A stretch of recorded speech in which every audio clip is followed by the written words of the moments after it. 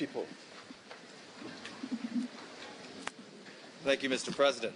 Mr. President, distinguished delegates, ladies and gentlemen, I have the honor to present today my first report to the Human Rights Council since I formally assumed on May 1 of this year the mandate conferred to me by this body. I would like to start by thanking the members of the Council for the confidence they have placed in me, and by expressing my gratitude to the various indigenous organizations that gave their support for my appointment. I take on the responsibility of the mandate with a great sense of humility and a firm commitment to build on the important work of my predecessor, former Special Rapporteur, Professor Rodolfo Stavenhagen. I would like to gratefully acknowledge Professor Stavenhagen's experienced guidance during the first months since I assumed the Council's mandate, as well as to thank the Office of the High Commissioner for Human Rights for its continuous support. Mr. President, almost 1 year ago today, on September 13, 2007, the General Assembly adopted the United Nations Declaration on the Rights of Indigenous Peoples.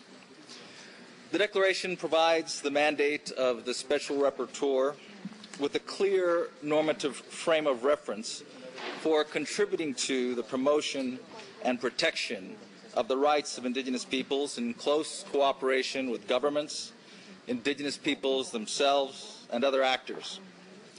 In this regard, the Council's Resolution 6/12 expressly calls upon the Special Rapporteur to promote the Declaration and other international instruments relevant to the advancement of the rights of indigenous peoples. On the basis of this mandate, my first annual report to the Council is devoted to an analysis of the Declaration, identifying it with the wider constellation of international human rights instruments and norms to which it connects. As I have underscored in my report, the Declaration does not, in my view, establish new or special human rights that are exclusive to indigenous peoples. The Declaration simply takes basic human rights principles that are applicable to all and elaborates upon them in the specific historical, cultural, political, and social context of indigenous peoples. From this perspective, the Declaration is fundamentally a remedial instrument aimed at overcoming the marginalization and discrimination that indigenous peoples systematically have faced across the world as a result of historical processes of colonization, conquest, and dispossession. The Declaration is also a reminder that these unfortunate processes and their legacies persist and are reproduced today in various forms. And it calls upon states and the international community as a whole to put an end to these processes and take affirmative measures to implement the human rights that indigenous peoples have been denied. Making operative the Declaration and other relevant human rights instruments in everyday life is a complex undertaking that will require sustained efforts involving a myriad of state and other actors. In my report to the Council, I have tried to identify the kind of measures by states, the United Nations system, indigenous peoples themselves, civil society, and the private sector that will be required in this unavoidable and urgent task. Mr. President, in addition to the analysis of the Declaration and the means of making it operative, my report includes a summary of the activities carried out during the period under review, along with a description of future activities, which include a forthcoming official mission to Nepal pursuant to an invitation I just received from the government of that country, for which I am grateful. Mr. President, quite recently, from the 13th to the 25th of August, I undertook an official mission to Brazil as part of the mandate conferred upon me to investigate and report on human rights situations of indigenous peoples. I would like to gratefully acknowledge the generous cooperation of the government of Brazil in the planning and undertaking of this mission, as well as thank the various indigenous organizations and leaders that contributed to the mission. I am now in the process of compiling my report on the mission, which I will submit in due time to the Council. Mr. President, in May of this year, I conducted a working visit to Ecuador in order to contribute to the discussions regarding the treatment of indigenous issues in the drafting of a new constitution for the country. I would like to express my sincere gratitude to the government of Ecuador, to the members of the Constituent Assembly, and the various indigenous organizations of that country, and to the United Nations country team in Ecuador for their hospitality and cooperation in this visit. Following my discussions with the different actors involved in the constitutional revision process, and at their urging, I presented to the government of Ecuador a number of observations on some of the more important issues concerning indigenous peoples that had arisen in that process. On August 27, the government of Ecuador kindly submitted written comments on my observations. The government response, which unfortunately could not be included in my report due to time constraints, stated that many of my observations were taken into account in the final text of the Constitution that was adopted by the Constituent Assembly and that will be subject to a popular referendum later this month.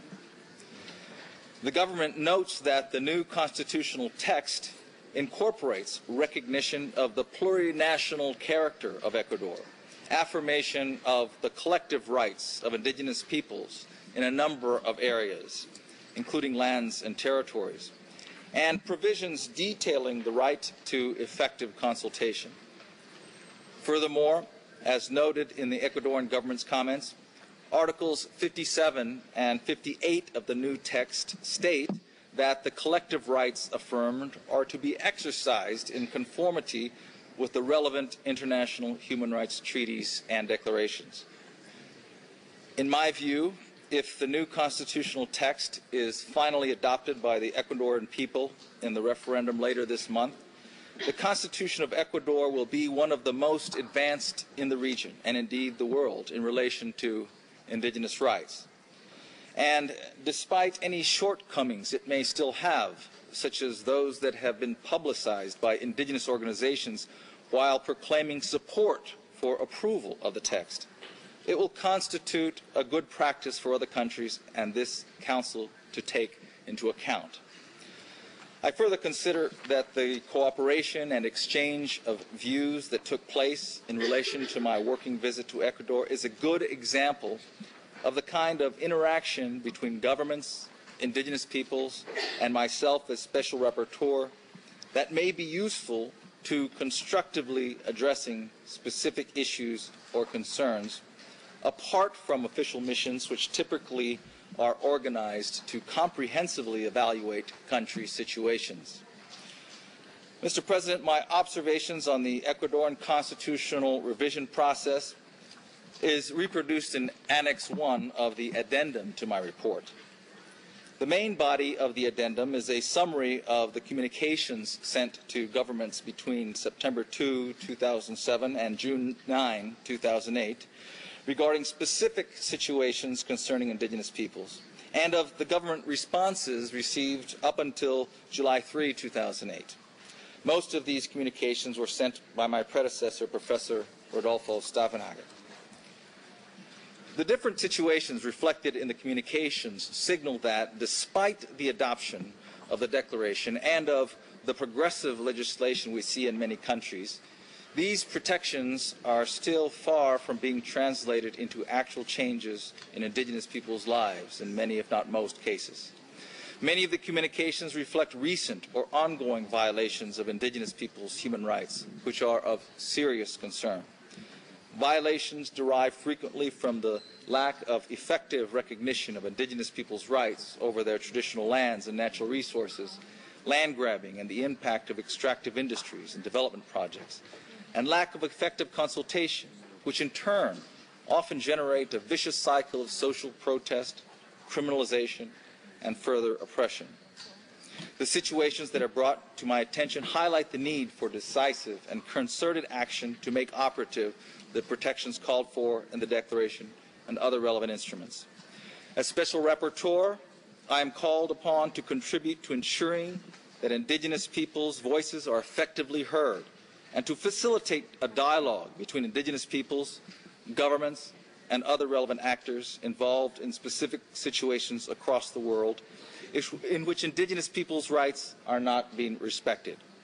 I would like to reaffirm here my strong commitment to this role, and with this commitment, I am developing working methods to contribute to solutions to the human rights problems brought to my attention, and to be proactive in efforts to prevent such problems from rising or escalating. Let me conclude, Mr. President,